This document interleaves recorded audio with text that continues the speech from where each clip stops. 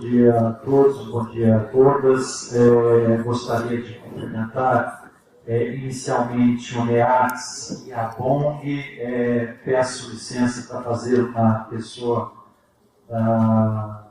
parceira, colega, advogada, doutora, amiga, Paulo Estorta.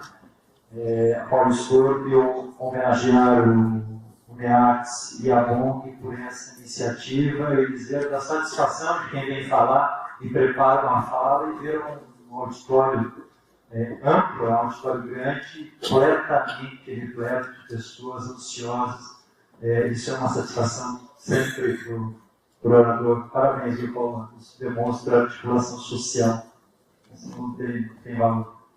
Cumprimentar a regência da mesa, o Pedro Aguirre, professor Pedro, e na pessoa dele gostaria de cumprimentar todos os colegas aqui de mesa, meus senhores e minhas senhoras. A doutora Paula me pediu para falar um pouquinho da questão referente à remuneração de dirigentes e eventuais implicações que venham ali com a Lei 13.019, a recente lei que trata das parcerias público-privadas com as organizações da sociedade civil. A minha fala não vai ter um cunho de dogmática jurídica, ou seja, eu não vou falar com juridiquês, eu vou procurar me adequar à plateia que nos ouve, que é basicamente de organizações sociais. Para isso, peço perdão aos colegas do ambiente acadêmico jurídico, porque eu vou tentar desgarrar um pouquinho e tentar trazer um proveito aí para suscitar um debate bastante profícuo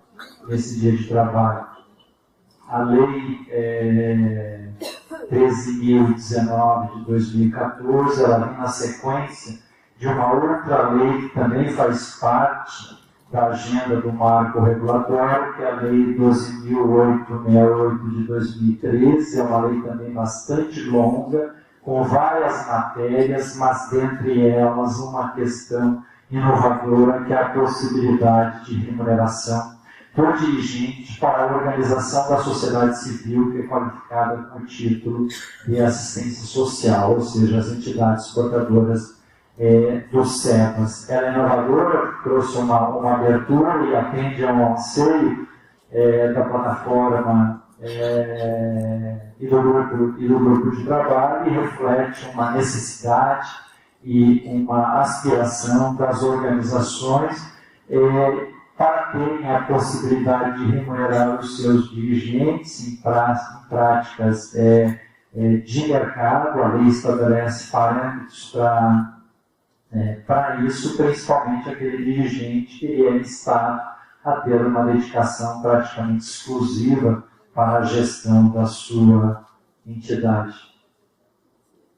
Eu vou tratar, então, conjuntamente de alguns dispositivos das duas leis. Isso é necessário para, ao final, responder uma pergunta que me parece que é o tema da fala que me foi proposta aqui hoje. É possível remunerar o dirigente pelas disposições da Lei 13.019, e se sim, em que termos, em que circunstâncias e em que parâmetros? E para isso a gente precisa fazer uma distinção do que se entende, do que se compreende por dirigente estatutário, por dirigente não estatutário e por exercício da atividade profissional do dirigente. Ou seja, são três conceitos que a gente precisa ter bastante claros para essa abordagem aí poder responder qual é a abertura que a Lei 13.019 trouxe para possibilitar e em que termos a remuneração do dirigente. Então, primeiro deles, e a minha exposição não vai ser muito longa. O que a gente deve entender por dirigente estatutário? É aquele cujas atribuições, cujos deveres, cujas obrigações estão definidas no próprio estatuto social da entidade, quer seja ela uma associação, quer seja ela uma fundação, uma organização religiosa. E ele faz parte do centro de poder principal da organização, ou seja, ele tem poder de mando, ele tem poder de capitanear a entidade, direcionar a entidade, ele tem instrumentos estatutários para decidir em nome da entidade, e essas atribuições, esses encargos, esses deveres, essas obrigações estão definidos, estão pautados no próprio Estatuto Social da entidade. Quais são os limites do dirigente? Os limites definidos no próprio Estatuto. Em regra, esse dirigente estatutário não possui vínculo empregatício com a entidade, ele não possui carteira de trabalho, nem por isso se impede que ele seja remunerado, e quando remunerado por não ter salário, ele recebe então uma espécie de contraprestação financeira pelo gerenciamento da entidade, que a gente pode denominar, isso não é muito técnico, mas pode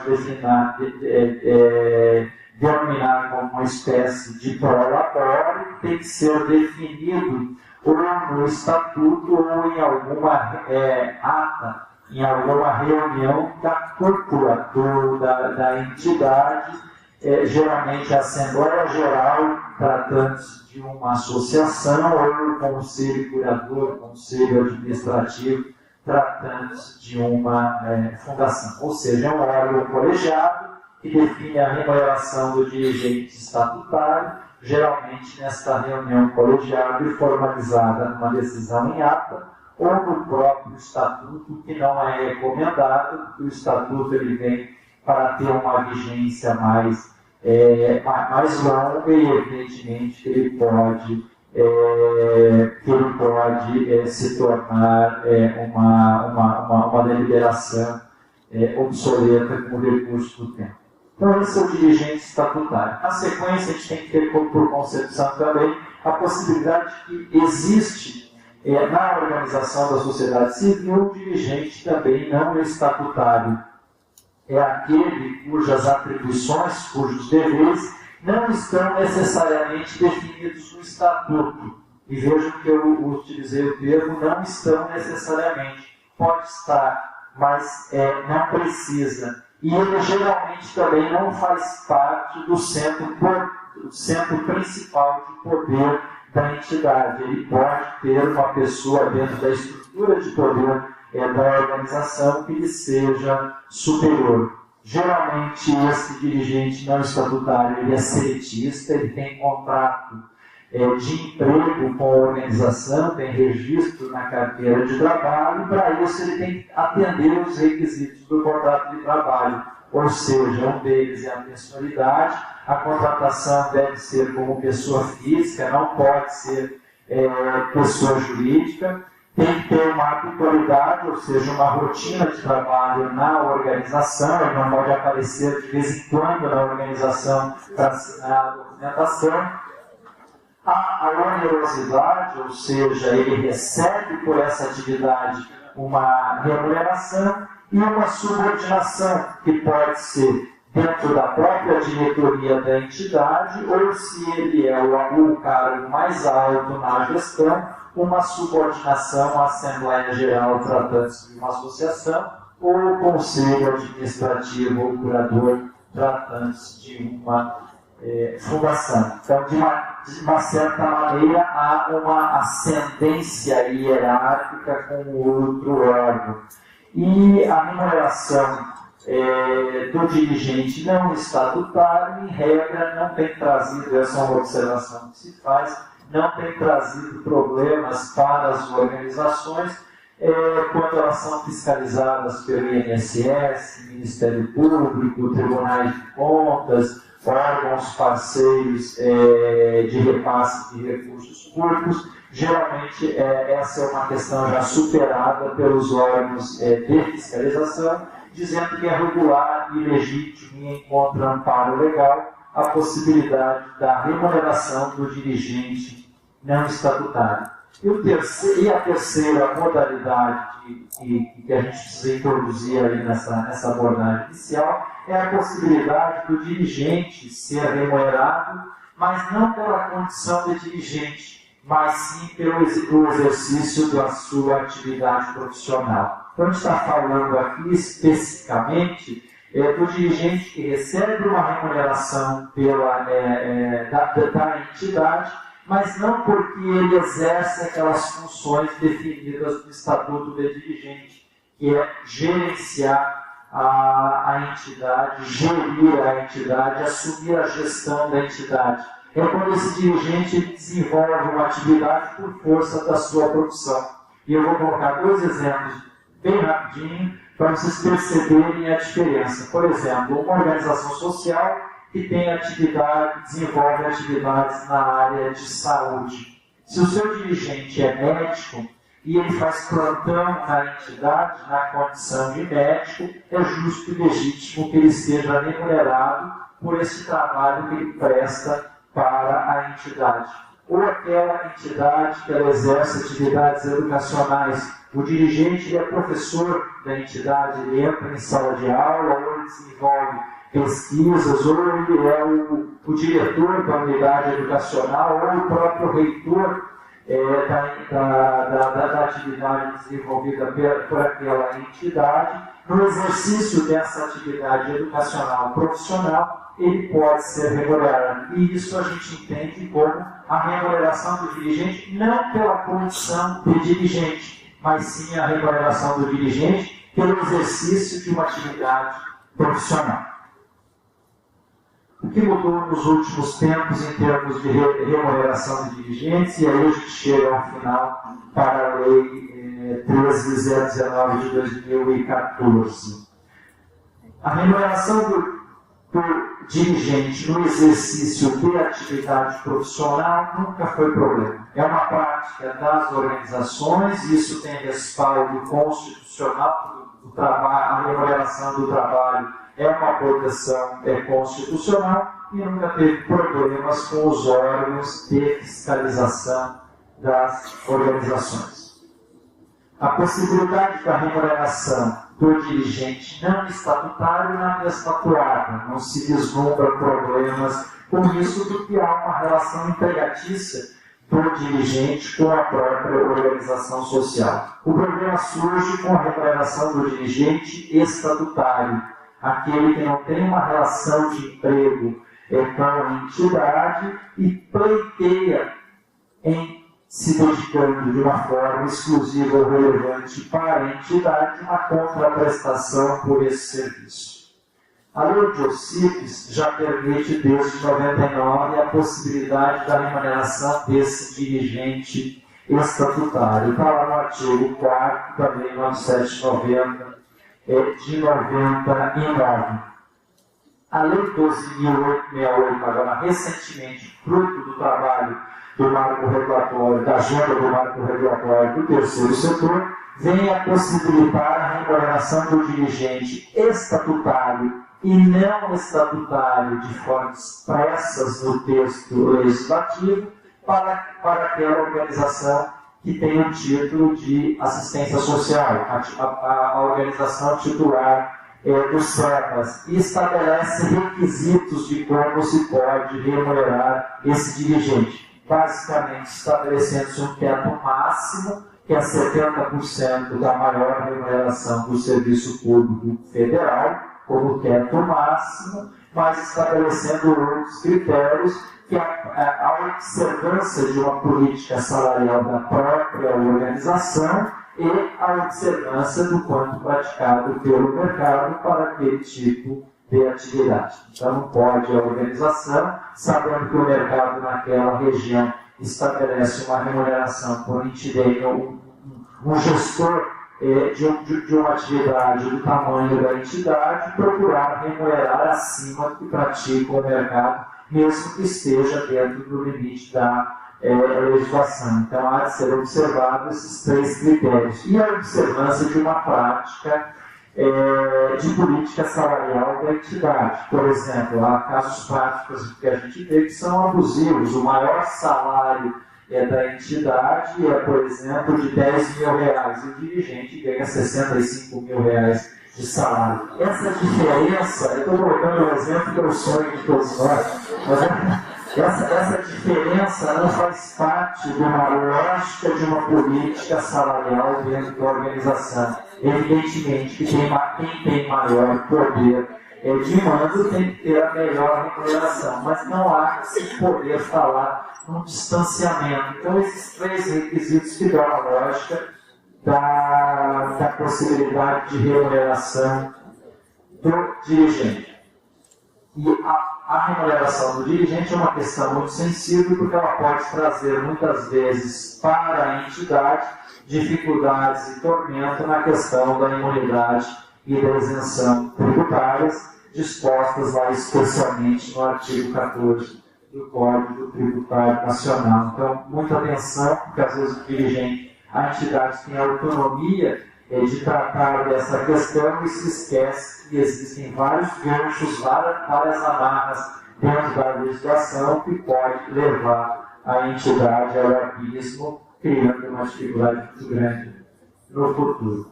O que a lei, então, 13.019 fala de remuneração? Ela, inicialmente, ela nos remete a essa questão lá no artigo 2º, inciso 1º, quando define a organização da sociedade civil que pode firmar termo de fomento ou termo de colaboração nos termos da lei. E ali, basicamente, com um texto longo, ela reproduz um pouco o espírito do artigo 14 do Código Tributário Nacional, dizendo que a entidade não pode distribuir parcela do seu patrimônio. E aí, muito embora alguns entendimentos isolados de alguns órgãos de fiscalização que entendem que a remuneração de dirigentes é uma espécie de distribuição do patrimônio, é um entendimento, a nosso ver, absolutamente equivocado e hoje bastante isolado, não se tem grandes problemas. Então, remunerar o dirigente ou pela atividade profissional ou pelo exercício da condição do dirigente, isso não implica necessariamente em se falar em distribuição de patrimônio. Eu estou sendo avisado que o meu tempo está encerrado, mas eu vou procurar rapidamente desenvolver o término do raciocínio.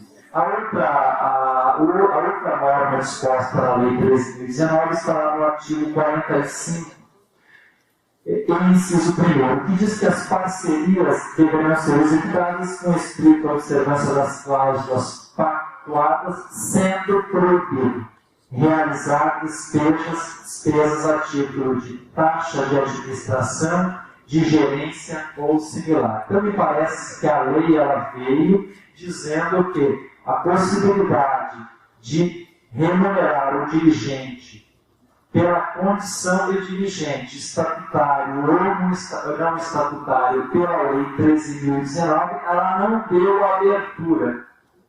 Mas isso não implica dizer que ela proibiu o que já havia permitido a legislação anterior.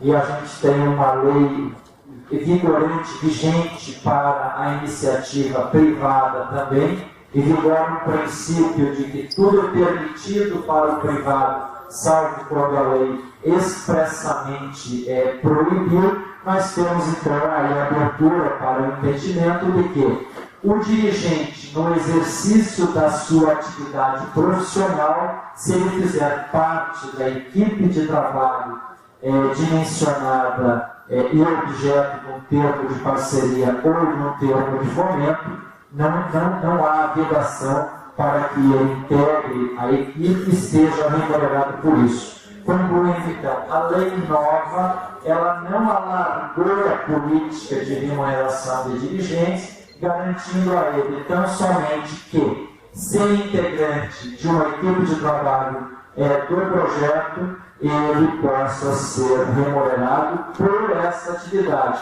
que é a atividade no exercício da profissão e não na condição de dirigente.